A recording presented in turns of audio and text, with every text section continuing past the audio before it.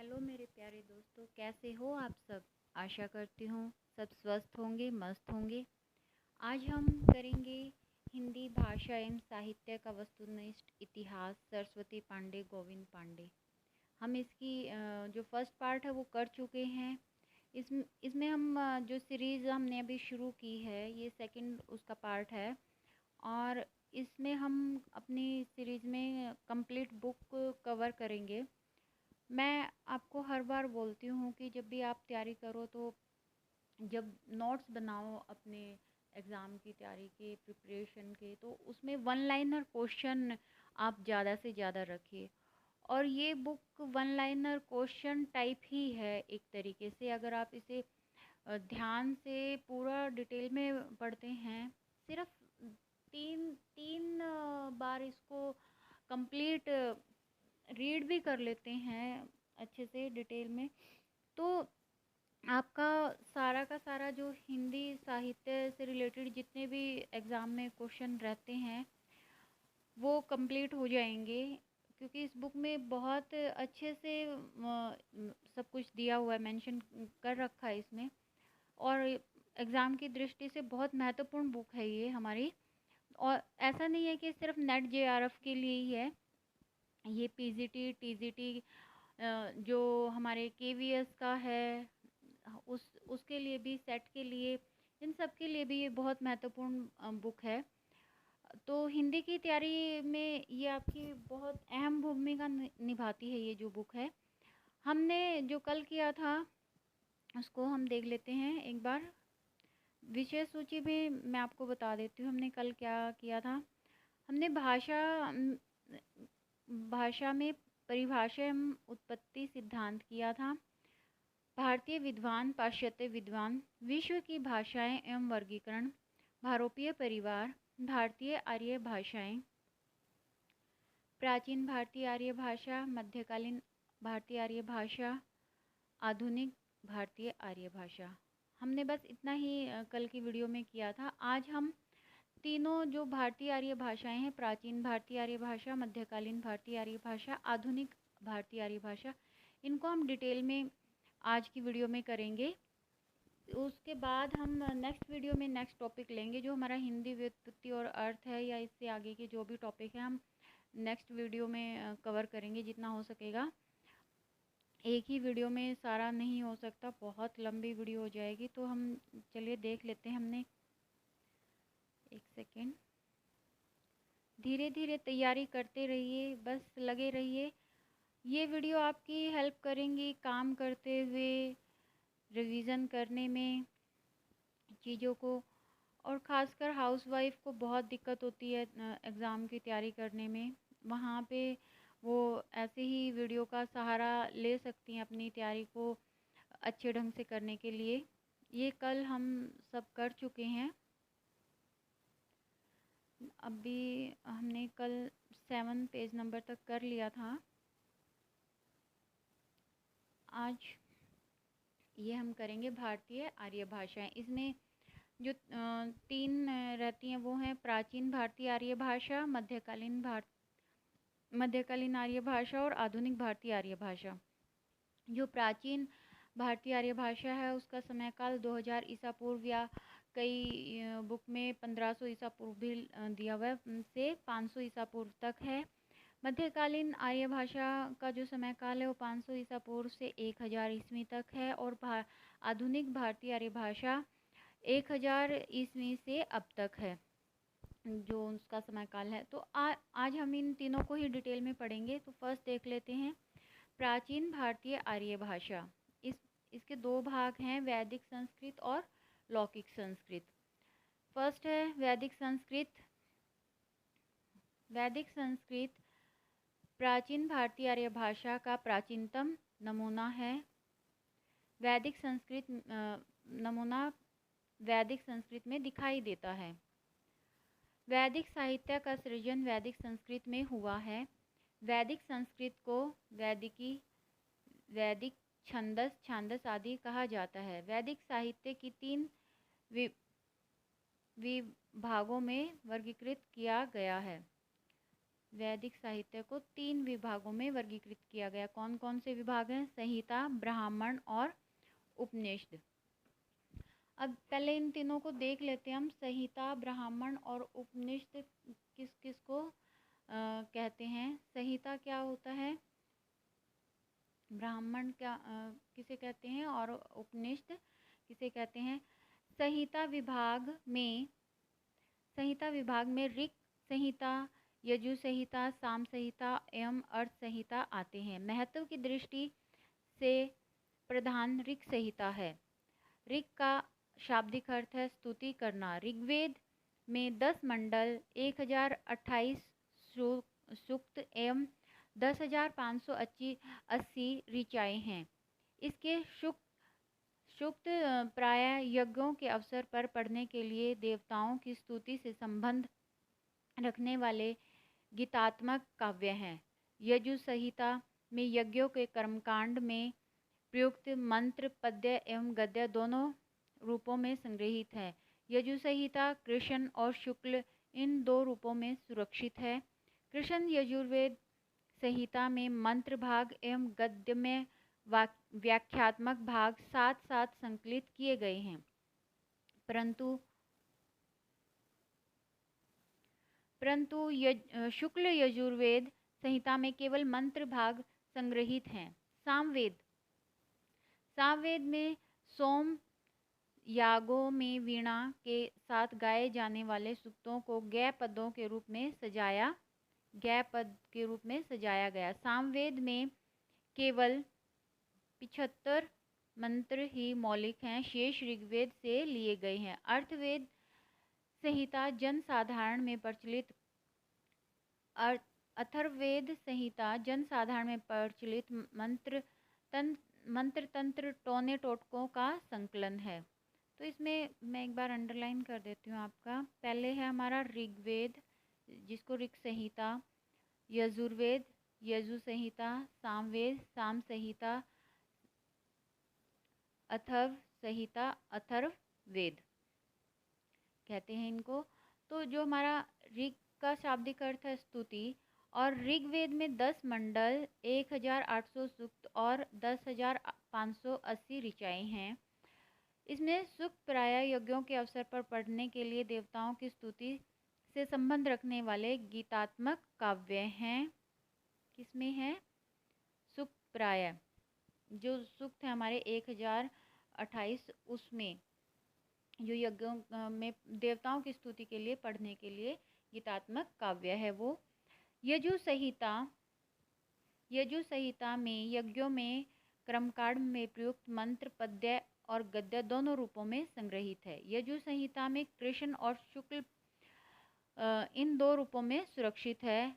कृष्ण यजुर्वेद संहिता में मंत्र भाग एवं गद्यात्मक व्याख्यात्मक भाग साथ साथ संकलित किए गए हैं, परंतु शुक्ल यजुर्वेद में केवल मंत्र संग्रहित हैं। शुक्ल यजुर्वेद में क्या है? सिर्फ मंत्र भाग संग्रहित है। आगे देख लेते हैं हम। अब आ गया हमारा संहिता, हो गया ब्राह्मण में देख लेते। ब्राह्मण भाग में कर्मकांड की व्याख्या की गई है। प्रत्येक संहिता के अपने अपने ब्राह्मण ग्रंथ हैं। इनमें ऋग्वेद का ऐतरेय ब्राह्मण, सामवेद का तांडव तथा पंचविंश ब्राह्मण, शुक्ल यजुर का सप्त ब्राह्मण, कृष्ण यजुर का तैत्तिरीय ब्राह्मण ग्रंथ महत्वपूर्ण है। ये इम्पोर्टेंट हैं, तो आप इनको प्लीज़ एक बार अच्छे से याद कर लेना। आगे है ब्राह्मण ग्रंथों के विशिष्ट या अंतिम भाग उपनिषद से प्रसिद्ध हुए। ब्राह्मण ग्रंथों के परिशिष्ट या अंतिम भाग उपनिषदों के नाम से प्रसिद्ध हुए। अब क्वेश्चन ये रहता है कि किन ग्रंथों के परिशिष्ट या अंतिम भाग उपनिषदों के नाम से प्रसिद्ध हुए? तो उसमें ऑप्शन में अलग अलग ऑप्शन रहेंगे और एक ऑप्शन ब्राह्मण ग्रंथ भी रहेगा। तो इसी तरीके से हम अपने अकॉर्डिंग जब कुछ भी एग्ज़ाम से रिलेटेड हम थ्योरी हम पढ़ रहे होते हैं, तो उसमें हमें ना खुद से कुछ क्वेश्चन अपने आप से बना अगर पुट करें ना, तो हमें जो एग्ज़ामिनर उस टाइम पे सेंस जो भी रहेगी क्वेश्चन पूछने की, तो वो हमें समझ आनी शुरू हो जाएगी। क्योंकि हम यहाँ जब थ्योरी कर रहे हैं, प्रैक्टिस कर रहे हैं, और उसमें एक ही क्वेश्चन को घुमा फिरा के दो तीन तरीके से अपने आप उसका बना रहे हैं क्वेश्चन, एक ही लाइन में से दो तीन अलग अलग टाइप से उसको, तो फिर तो कोई दिक्कत आएगी ही नहीं ना एग्ज़ाम में। तो तैयारी प्लीज़ थोड़ा ध्यान से ऐसे ही करनी है सबको। आगे देखते हैं। इसमें वैदिक मनीषी के आध्यात्मिक एवं पारमार्थिक चिंतन के दर्शन होते हैं। किसमें होते हैं? उपनिषदों में। उपनिषदों की संख्या 108 है, किंतु मुख्य उपनिषद 12 हैं। कितने हैं मुख्य उपनिषद? 12 हैं। कौन कौन से? ईश, केन, कंठ, प्रश्न, बृहदारण्य, ऐतरेय, छांदोग्य, तैत्तरीय, मुंडक, मांडुक्य, कौशितकी, श्वेताश्वेत उपनिषद। ऋषियों द्वारा निर्मित सूक्त दीर्घकाल तथा श्रुति परंपरा में ऋषि परिवारों में सुरक्षित रखे जाते रहे, परंतु शैन्य बोलचाल की भाषा से सूक्तों की भाषा, शैन्य मतलब धीरे धीरे, सूक्तों की भाषा, साहित्य भाषा की भिन्नता बढ़ती गई। सूक्तों के प्राचीन रूप को सुरक्षित रखने के लिए संहिता के प्रत्येक पद को संधि रहित अवस्था में अलग अलग कर पद पाठ बनाया गया तथा पद पाठ से संहिता पाठ बनाने के नियम निर्दिष्ट किए गए, और इस प्रकार वेद की विभिन्न शाखाओं के प्रातिशाख्यों की रचना हुई। वेद की 1130 शाखाएं मानी गई हैं, किंतु वर्तमान में 6 प्रातिशाख्याएं ग्रंथ ही उपलब्ध होते हैं। वो कौन कौन से हैं? 6, वो देख लेते हैं एक बार। फर्स्ट है शौनक कृत ऋक प्रातिशाख्या, कात्यायन कृत शुक्ल यजु प्रातिशाख्या। थर्ड है तैत्तिरीय साहित्य संहिता का तैत्तिरीय प्रातिशाख्या। फोर्थ है मैत्रायणी संहिता का मैत्रायणी प्रातिशाख्या, कृष्ण यजुर्वेद के प्रातिशाख्या। फिफ्थ है सामवेद का पुष्प सूत्र। सिक्स्थ है अथर्ववेद का शौनक कृत अथर्व प्रातिशाख्या। इन प्रातिशाख्याओं में अपनी अपनी शाखा से संबंधित वर्ण, विचार, उच्चारण, पद पाठ आदि पर विस्तार से प्रकाश डाला गया है। ये ग्रंथ वैदिक काल के सैद्धांतिक एवं प्रायोगिक ध्वनि विज्ञान के ग्रंथ हैं। नेक्स्ट देख लेते हैं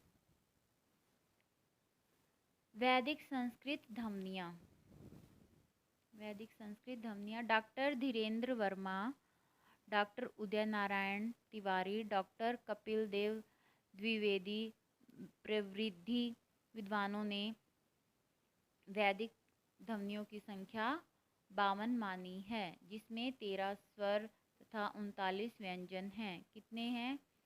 कितनी मानी है? 52 है वैदिक ध्वनियों की संख्या, और उसमें 13 स्वर हैं और 39 व्यंजन हैं। डॉक्टर हरदेव बहारी ने वैदिक स्वरों की संख्या 14 मानी है। वैदिक ध्वनियों का वर्गीकरण निम्न ढंग से किया गया है। अब इसमें स्वर और व्यंजन देख लेते हैं। मूल स्वर कौन कौन से हैं? इसमें हमारे मूल स्वर जो हैं ए, आ, ई, उ, री, री।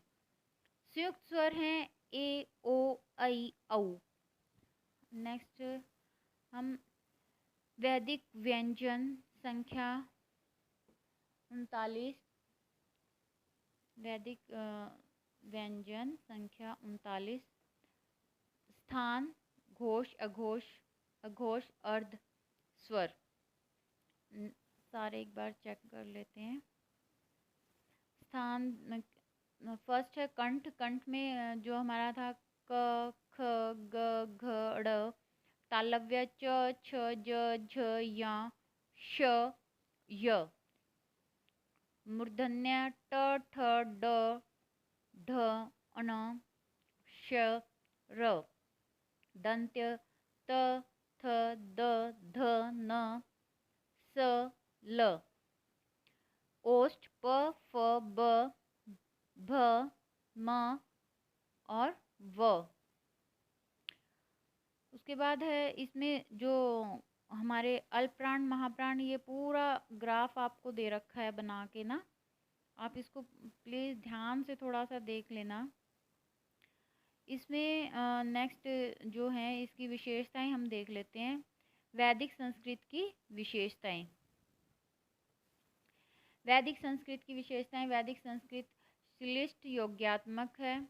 वैदिक संस्कृत में संगीतात्मक एवं बलात्मक दोनों ही स्वराघात मौजूद हैं। वैदिक संस्कृत में 3 लिंग, पुल्लिंग, स्त्रीलिंग एवं नपुंसक लिंग, 3 वचन, एक वचन, द्विवचन एवं बहुवचन, 3 वाच्य, कृतवाच्य, क्रमवाच्य एवं भाववाच्य एवं 8 विभक्तियों कर्ता, संबोधन, कर्म, करण, संप्रदान, अपादान, संबंध, अधिकरण का प्रयोग मिलता है। वैदिक संस्कृत में धातुओं के रूप आत्मने एवं परसमे 2 पदों में चलते थे। कुछ एक धातुएं उभयपदी थी। नेक्स्ट है, एक सेकेंड।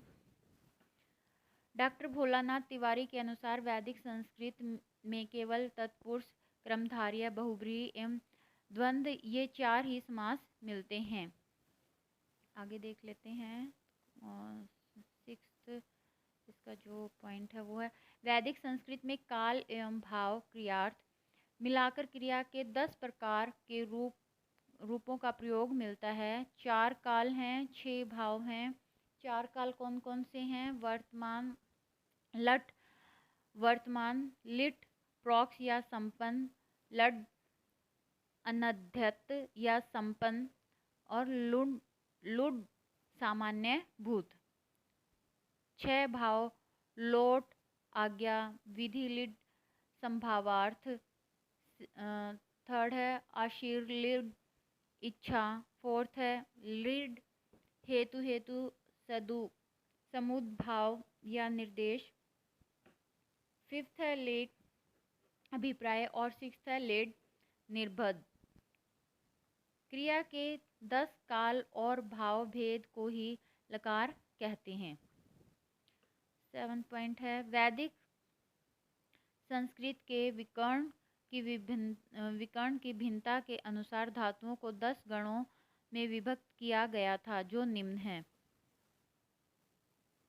गण, विकर्ण, गण, विकर्ण। गण भवादि गण, अदादित गण, जुहोदयादित गण, दिवादित गण, सवादित गण। विकर्ण विकर्ण रहित, द्वित, य, नु। गण तुदादि, रुधादि, तनादि, प्रियादि, चुरादि। विकर्ण ए, न, उ, ना, अय। लौकिक संस्कृत, ये है। अब सेकंड जो हमारा पॉइंट है इसमें वो है लौकिक संस्कृत। लौकिक संस्कृत को देख लेते हैं, एक सेकंड। लौकिक संस्कृत प्राचीन भारतीय आर्य भाषा का वह रूप जिसका पाणिनि की अष्टाध्यायी में विवेचन किया गया है। लौकिक संस्कृत का विवेचन कहाँ मिलता है? पाणिनि की अष्टाध्यायी में। वह लौकिक संस्कृत कहलाता है। संस्कृत में 48 ध्वनियाँ ही शेष रह गई। लौकिक संस्कृत को संस्कृत भी कहते हैं। इसमें 48 ही ध्वनियाँ शेष रह गई थी। 4 ध्वनियों का लोप हो गया था। हमारी जो वैदिक संस्कृत है उसमें कितनी ध्वनियाँ थी? 52 थी। स्वर उसमें 13 थे। 39 व्यंजन थे। 4 व्यंजन का इसमें लोप हो गया लौकिक संस्कृत में, और ध्वनियाँ कितनी शेष रह गई? 48। नेक्स्ट देख लेते हैं। हमारा जो पॉइंट आ गया मध्यकालीन आर्य भाषाएं। मध्यकालीन आर्य भाषा। मध्यकालीन आर्य भाषा, प्राचीन भारतीय आर्य भाषा में सिर्फ 2 ही पॉइंट थे। अब मध्यकालीन आर्य भाषा देख लेते हैं। फर्स्ट है पाली। पाली को प्रथम प्राकृत भी कहते हैं। पाली को प्रथम प्राकृत भी कहते हैं।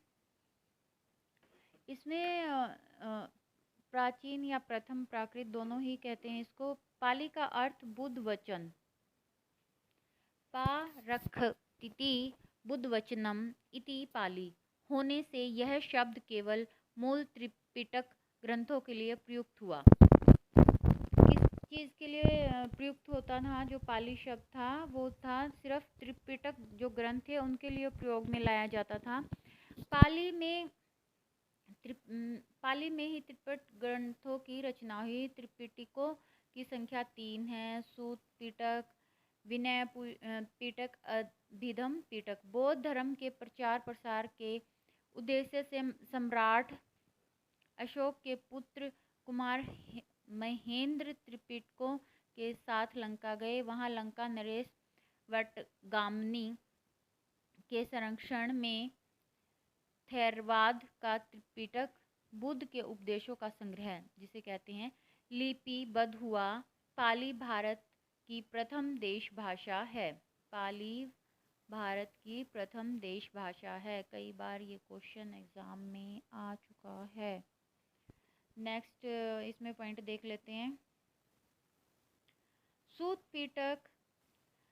पिटक साधारण बातचीत के ढंग पर दिए गए बुद्ध के उपदेशों का संग्रह है।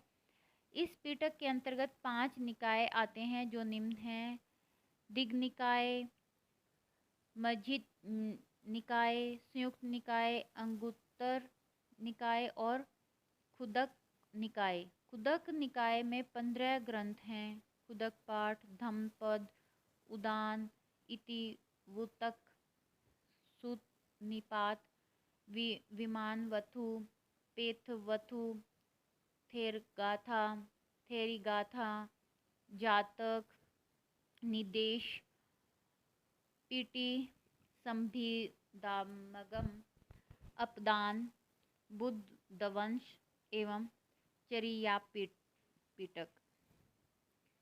ये 15 सूत पिटक के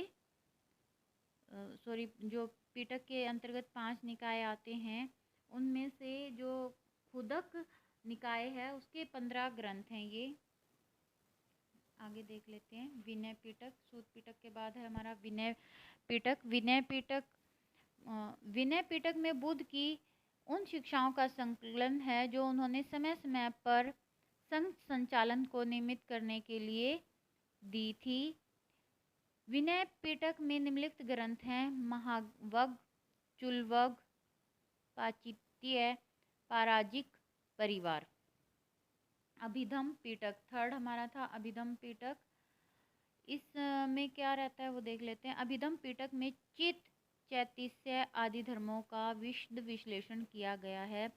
सूत पिटक के उपदिष्ट सिद्धांतों के आधार पर ही वस्तुतः अभिधम पिटक का विकास हुआ है। कई बार क्वेश्चन अब यहाँ से हम बनाए तो अभिधम पिटक का विकास किसके सिद्धांतों के आधार पर हुआ है? सूत पिटक के उपदिष्ट सिद्धांतों के आधार पर किसका विकास हुआ है? अभिधम पिटक का। अभिधम पिटक में 7 ग्रंथ हैं। कौन कौन से हैं? धम्म संगणी, विभंग, धातु कथा, पुग्गल, पंजलति कथा, वस्तु, यमक, पठान। नेक्स्ट पॉइंट इसमें देख लेते हैं। पाली में त्रिपिटक साहित्य के अलावा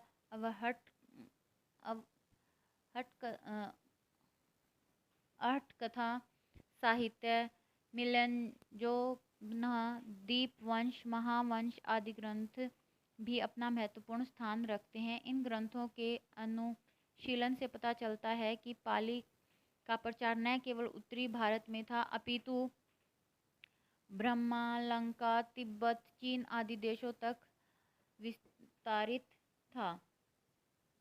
अट्ठकथा साहित्य।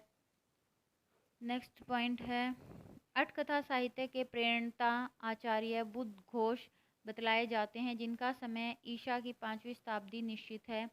बुद्ध घोष कृत विशुद्धित मग विशुद्ध मार्ग को बुद्ध सिद्धांतों का कोश भी कहा जाता है। नेक्स्ट है, पाली भाषा के 3 व्याकरण ग्रंथ उपलब्ध हैं। पाली भाषा के 3, ये इम्पोर्टेंट है आपका, जो निम्नलिखित हैं: कचान व्याकरण, मंगोल व्याकरण और सदनीति। देख लेते हैं अब कौन सा क्या है इसमें। कचान व्याकरण 7वीं सदी के रचयिता महाकचायन माने जाते हैं। कालक्रम में यह सर्वप्राचीन पाली व्याकरण है। नेक्स्ट है, कचान व्याकरण को कचान गंध या सुसंधिकप भी कहा जाता है। कचायन व्याकरण में 4 कप, संधि कप, नाम कप, आख्यात कप तथा किबिधान कप, 23 परिच्छेद और 675 सूत्र हैं।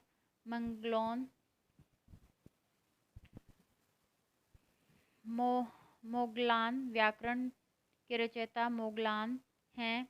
इन्होंने ही इस पर वृत्त और पंचिका लिखी है।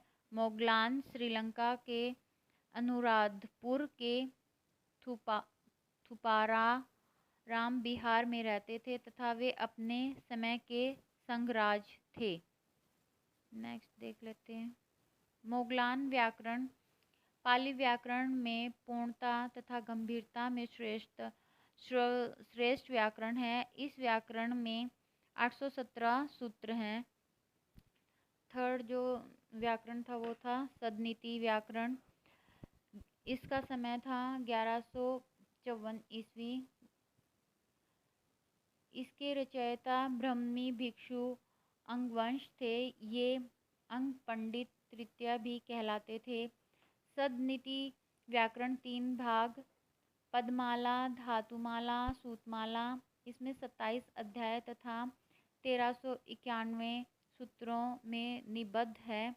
विभिन्न विद्वानों द्वारा पाली शब्द की व्युत्पत्ति निम्नलिखित ढंग से बताई जाती है। अब पाली शब्द की जो व्युत्पत्ति है वो देख लेते हैं अलग अलग विद्वानों के अनुसार। लेफ्ट साइड में विद्वान हैं और राइट में व्युत्पत्ति है। देख लेते हैं किसने क्या क्या बताया हुआ है इसका क्रम।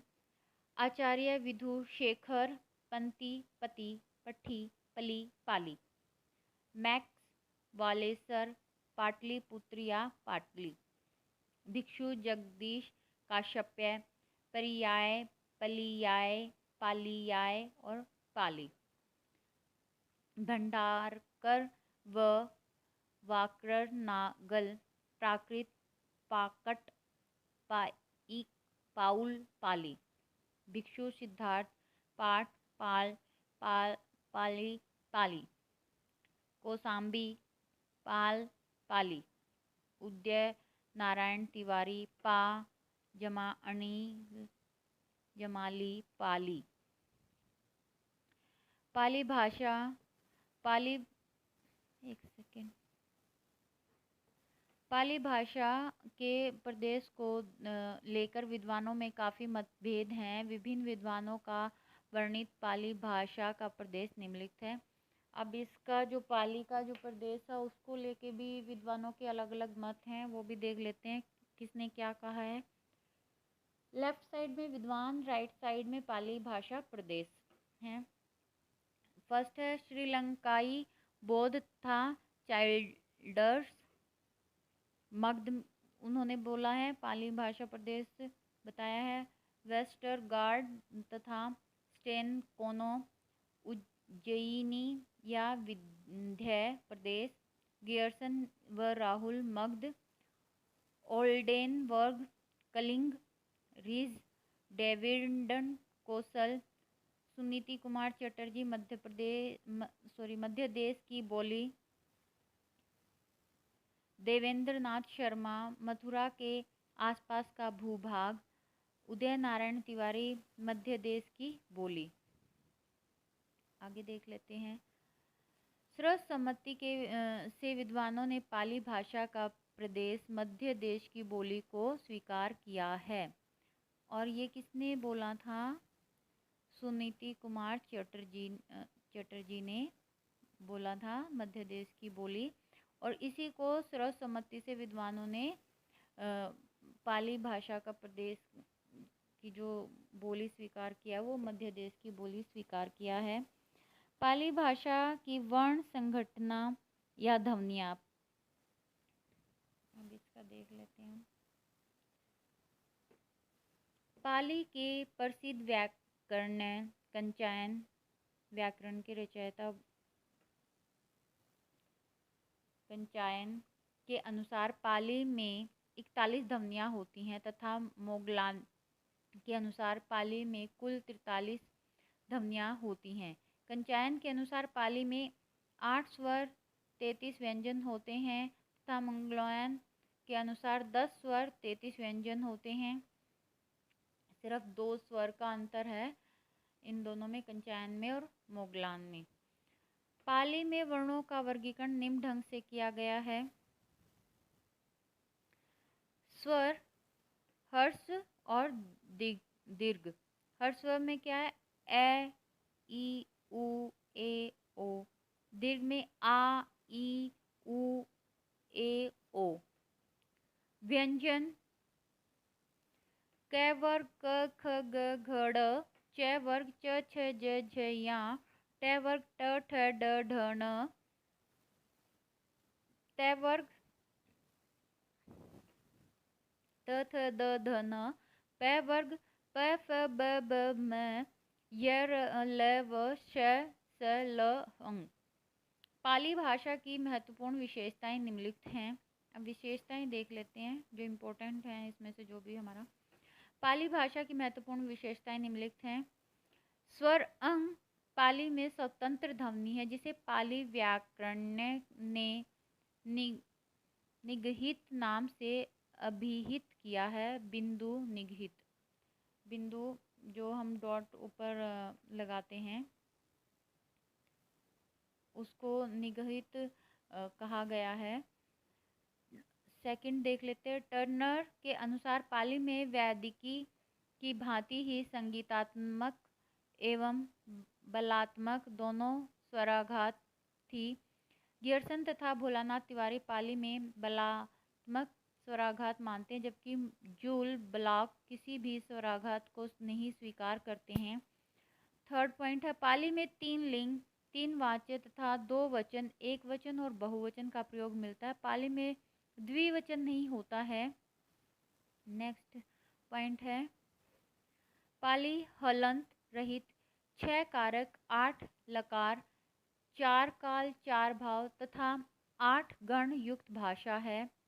प्रथम प्राकृत अर्थात पाली के अंतर्गत ही अभिलेखी प्राकृत या शिलालेखी प्राकृत भी आता है। शिलालेखी प्राकृत और अभिलेखी प्राकृत किसके अंतर्गत आते हैं? पाली के अंतर्गत आते हैं। इसके अधिकांश लेख शिला पर अंकित होने के कारण इनको संख्या दी गई शिलालेखी प्राकृत। अब देख लेते हैं हम अपना सेकंड पॉइंट, प्राकृत, जिसको द्वितीय प्राकृत भी कहते हैं। मध्यकालीन आर्य भाषा को प्राकृत भाषा भी कहा गया है। प्राकृत की व्युत्पत्ति के संबंध में 2 मत प्रचलित हैं। कौन कौन से हैं वो देख लेते हैं। प्रथम मत में प्राकृत प्राचीनतम जनभाषा है। प्राकृत प्राचीनतम प्रचलित जनभाषा है। नमी साधु ने इसका निवर्चन करते हुए लिखा है, प्राक पूर्वत कृत प्राकृतम, अर्थात प्राकृत शब्द से इसका निर्माण हुआ है जिसका अर्थ है पहले की बनी हुई। क्या अर्थ है प्राकृत का? जिसका अर्थ है पहले की बनी हुई। जो भाषा मूल से चली आ रही है उसका नाम प्राकृत है। जो भाषा मूल से चली आ रही है उसका नाम प्राकृत है। नाम प्रकृतः आगतम प्राकृतम। नामी साधु ने काव्यालंकार की टीका में लिखा है, प्राकृतेति सकलन जगत जगजननुतान व्याकरणादि निर्नाहत संस्कारः सहजो वचन व्यापारः प्रकृति प्रकृति तत्र भव सेवा प्राकृतम, अर्थात सकल जगत के जंतुओं के व्याकरण आदि संस्कारों से रहित सहज भाव सहज वचन व्यापार को प्रकृति कहते हैं। इससे उससे उत्पन्न अथवा वही प्राकृत है। वाक्पतिराज ने गौड़बहो में लिखा है, मुझे सच में इतनी संस्कृत नहीं आती है भाई, मुझे हिंदी आती है, संस्कृत बिल्कुल भी नहीं आती है। सॉरी फ्रेंड्स, लेकिन मुझे सच में संस्कृत नहीं आती है। कोशिश कर लेते हैं, कोशिश करने वालों की कभी हार नहीं होती। मेरी लाइफ में हमेशा यही फंडा रहता है। चलिए कर लेते हैं।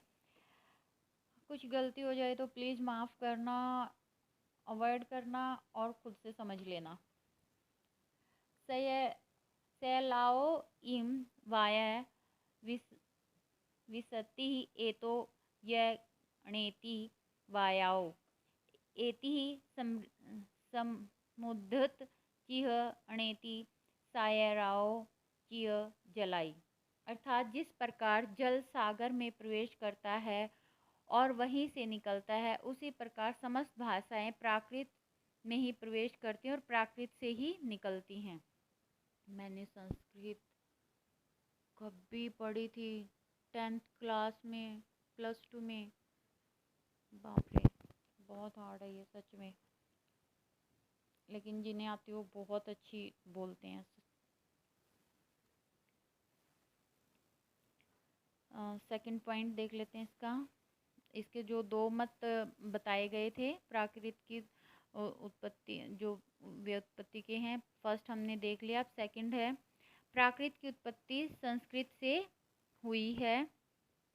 इस मत की पुष्टि करने वाले विद्वान निम्नलिखित हैं। प्रकृति संस्कृतम तत्र भवम तत् आगतवाम प्राकृतम, अर्थात प्रकृति या मूल संस्कृत है और जो संस्कृत से आगत है वह प्राकृत है। यह किसने कहा है? हेमचंद्र ने। प्रकृति संस्कृतम तत्र भवम प्राकृतमुच्यते, अर्थात प्रकृति या मूल संस्कृत है, उससे उत्पन्न भाषा को प्राकृत कहते हैं। प्राकृत सर्वस्व, ये किसने कहा है? मार्कंडेय ने। थर्ड है, प्राकृतस्य सर्वमेव संस्कृत योनि, अर्थात प्राकृत की जननी संस्कृत है। प्राकृत संजीवनी, ये किसने कहा? वासुदेव ने। फोर्थ है, प्रकृति संस्कृतायास्तु विकृति प्राकृति मता, अर्थात संस्कृत की विकृति प्राकृत है। षड भाषा चंद्रिका लक्ष्मीधर। फिफ्थ है, प्रकृते संस्कृत आगतम प्राकृतम, अर्थात प्रकृति संस्कृत से आगत प्राकृत है। सिंह देवमणि ने ये कहा है। नेक्स्ट देख लेते हैं। अब प्रायः सभी विद्वानों ने इस बात को स्वीकार लिया है कि प्राकृत की उत्पत्ति संस्कृत से हुई है। यही मोस्ट इम्पोर्टेंट है भाई, प्राकृत की उत्पत्ति कहाँ से हुई है? संस्कृत भाषा से। सेकंड, द्वितीय प्राकृत को साहित्यिक प्राकृत भी कहते हैं। प्राकृत भाषाओं के विषय में सर्वप्रथम भरतमुनि ने नाट्य शास्त्र में विचार किया। अब देख लेते हैं आगे हम भरतमुनि का। एक सेकंड। भरतमुनि ने अपने नाट्यशास्त्र में 7 मुख्य प्राकृत तथा 7 गौण विभाषा की चर्चा की, जो अग्रांकित हैं।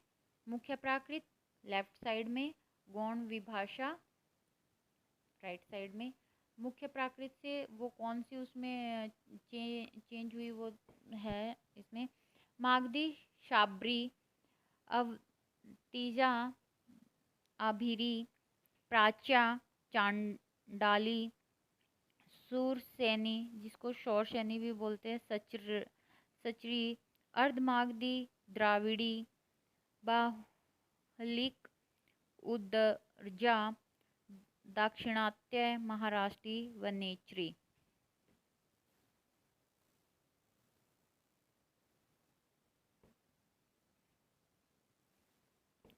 प्राकृत व्याकरणों में सर्वप्रथम नाम वरुचि 7वीं शताब्दी का आता है। इसके व्याकरण का नाम प्राकृत प्रकाश है। किसके व्याकरण का नाम प्राकृत प्रकाश है? वरुचि के व्याकरण का नाम प्राकृत प्रकाश है। और वो कब के हैं? उनका समय था 7वीं शताब्दी। और इसमें प्राकृत प्रकाश में 12 परिच्छेद हैं, मतलब 12 चैप्टर हैं, अध्याय हैं। वरुचि ने प्राकृत प्रकाश ग्रंथ में प्राकृत भाषा के 4 भेद बताए हैं: महाराष्ट्री, पेशाची, मागधी और शौरसेनी। नेक्स्ट पॉइंट है, हेमचंद्र ने अपने प्रसिद्ध ग्रंथ प्राकृत व्याकरण में प्राकृत भाषा के 3 और भेदों की चर्चा की है। कौन कौन से हैं? आर्षी, अर्धमागधी, चूली, पेशाची और अभ्रंश। नेक्स्ट पॉइंट है, हेमचंद्र को प्राकृत का पाणिनि माना जाता है। हेमचंद्र को प्राकृत का पाणिनि माना जाता है। अपने व्याकरण के उदाहरणों के लिए हेमचंद्र ने भट्टी के समान एक द्वयाश्रय काव्य की भी रचना की। हेमचंद्र की चूलिका पेशाची को ही आचार्य दंडी ने भूत भाषा कहा है। अब भूत भाषा किसे कहा गया है? चूलिका पेशाची को कहा गया है। और किसने कहा है? आचार्य दंडी ने कहा है। और किसकी भाषा को कहा है? हेमचंद्र की चूल पेशाची को, चूलिका पेशाची को भूत भाषा कहा गया है। आगे देख लेते हैं। नेक्स्ट पॉइंट है, महाराष्ट्री को प्राकृत व्याकरणों ने आदर्श, परिनिष्ठित तथा मानक प्राकृत माना है। इस प्राकृत का मूल स्थान महाराष्ट्र है। व्याकरणों अर्थात व्याकरण की रचना करने वालों ने जो आदर्श, परिनिष्ठित तथा मानक प्राकृत माना है, किसको? महाराष्ट्री को जी। और इसका मूल स्थान महाराष्ट्र है। नेक्स्ट है, डॉक्टर हार्नेल के अनुसार महाराष्ट्री का अर्थ है महान राष्ट्र की भाषा। महाराष्ट्री का अर्थ है महान राष्ट्र की भाषा। महान राष्ट्र के अंतर्गत राजपूताना तथा मध्य प्रदेश आदि आते हैं। नेक्स्ट पॉइंट है, जॉर्ज गियर्सन एवं जूल ब्लॉक ने महाराष्ट्री प्राकृत से ही मराठी की उत्पत्ति मानी है।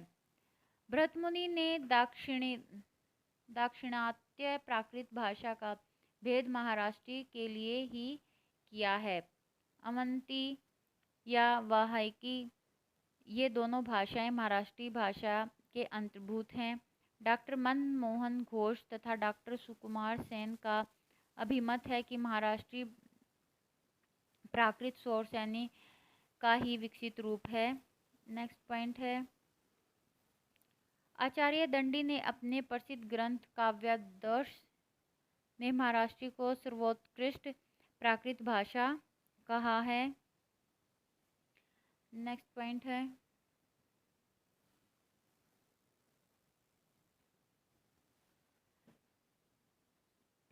महाराष्ट्री प्राकृत में लिखी गई प्रमुख साहित्यिक कृतियां निम्नलिखित हैं: राजा महाल कृत, गाहा, सतसही, गाथा सप्तशती जिसको कहते हैं। सेकंड है, परवरसेन कृत, रावण वहो सेतु बंद। थर्ड है, वाक्पति कृत उगंडवहो गौडवद। फोर्थ है जयवल्लभ कृत वज वजालंग। फिफ्थ है हेमचंद्र कृत कुमार पाल रचित। नेक्स्ट पॉइंट है शौरसेनी प्राकृत मूलतः सूरसेन या मथुरा के आसपास की बोली थी। मध्य प्रदेश की भाषा होने के कारण शौरसेनी का बहुत आदर था। डॉक्टर पिशेल के अनुसार इसका विकास दक्षिण में हुआ। नेक्स्ट पॉइंट है शौरसेनी मूलतः नाटकों के गद्य की भाषा है। शौरसेनी किसकी भाषा है? मूलतः नाटकों के गद्य की भाषा है। आचार्य भर्तमुनि ने लिखा भी है, क्या लिखा है? शौरसेनम समाश्रित भाषा कार्य तु नाटके। नेक्स्ट पॉइंट है विद्वानों ने शौरसेनी प्राकृत का आधार भिन्न भिन्न बताया जो निम्नलिखित है। अब देख लेते हैं। विद्वान लेफ्ट साइड में और शौरसेनी का आधार राइट साइड में। वररुचि ने संस्कृत बताया है। शौरसेनी का आधार प्रकृति संस्कृतम। राम शरम मन ने महाराष्ट्री बताया है। पुरुषोत्तम ने संस्कृत तथा महाराष्ट्री दोनों ही बताया है। नेक्स्ट पॉइंट है वरुचि ने शौरसेनी प्राकृत को ही प्राकृत भाषा का मूल माना है। नेक्स्ट पॉइंट है पेशाची प्राकृत को पेशाचिकी, पेशाचिका, ग्राम्य भाषा, भूत भाषा, भूतवचन, भूतभाषित आदि नामों से भी पुकारा जाता है। ये इम्पोर्टेंट है। नेक्स्ट है मैं एक बार फिर से इसको रिपीट कर देती हूँ। पेशाची प्राकृत को पेशाचिकी, पेशाचिका, ग्राम्य भाषा, भूतवचन, भूतभाषित आदि नामों से पुकारा जाता है। नेक्स्ट पॉइंट है जॉर्ज गियर्सन ने पेशाची भाषा भाषी लोगों का आदिम वास स्थान उत्तर पश्चिमी पंजाब तथा अफगानिस्तान को माना तथा इसे दर्द से प्रभावित बताया है।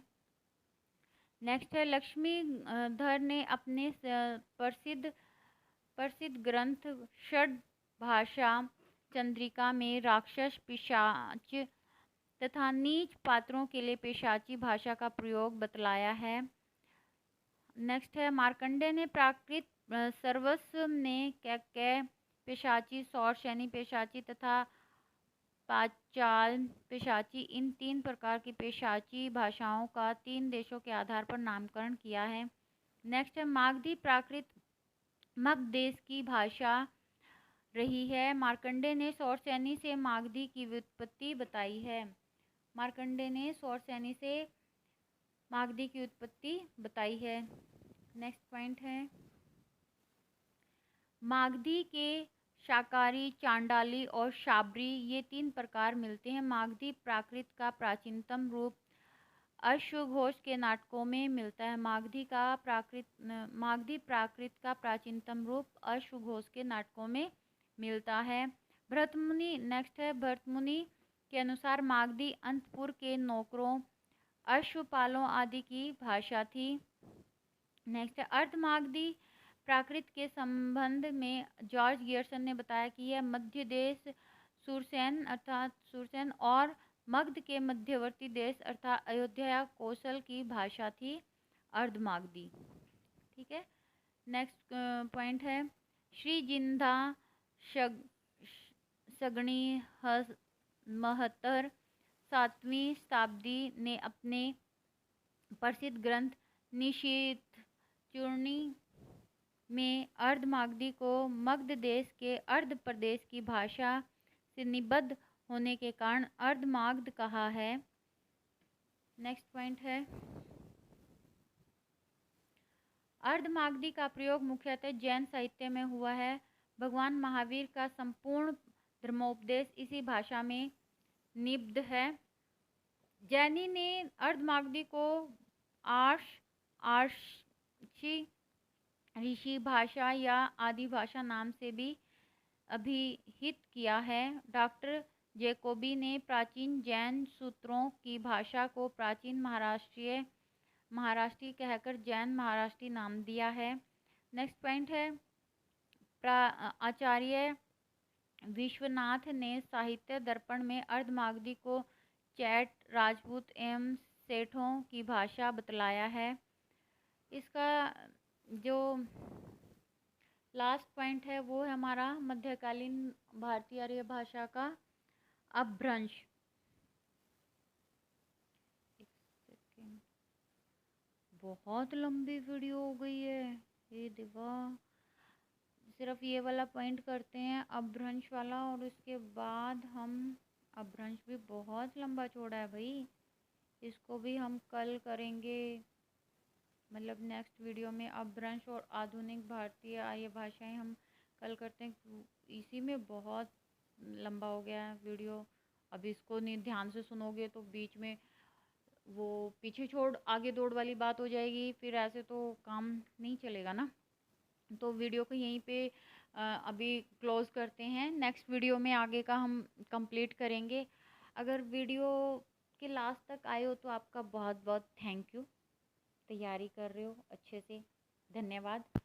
और वीडियो अच्छी लगी हो तो प्लीज़ लाइक करना, शेयर करना जिसको इसकी ज़रूरत हो, और चैनल को सब्सक्राइब करना। आप आते हैं, आपको बहुत प्यार मिल रहा है मेरी वीडियो को, सारी वीडियो को, लेकिन ना तो आप कमेंट करके कोई मुझे सुझाव देते हैं अगर मैं कुछ गड़बड़ कर रही हूँ तो, ना आप मेरे को सब्सक्राइब करते हो। तो प्लीज़ चैनल को सब्सक्राइब भी करिए, और कमेंट करके अगर आपके कोई भी सजेशन है या कुछ भी आपके मन में क्वेश्चन आता है वीडियो को देख के, तो आप कमेंट कर सकते हैं। फिर मिलते हैं, बाय, टेक केयर।